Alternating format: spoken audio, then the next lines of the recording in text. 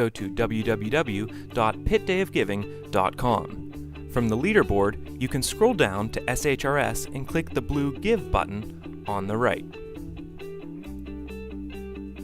First, select how much you would like to give. The default amount is set to the university's founding year, 1787, but feel free to enter any amount. On this page, you'll see on the left that the default is the SHRS General Scholarship Fund to support all programs and departments, but you can also choose any of the other funds listed or enter the program you want to support.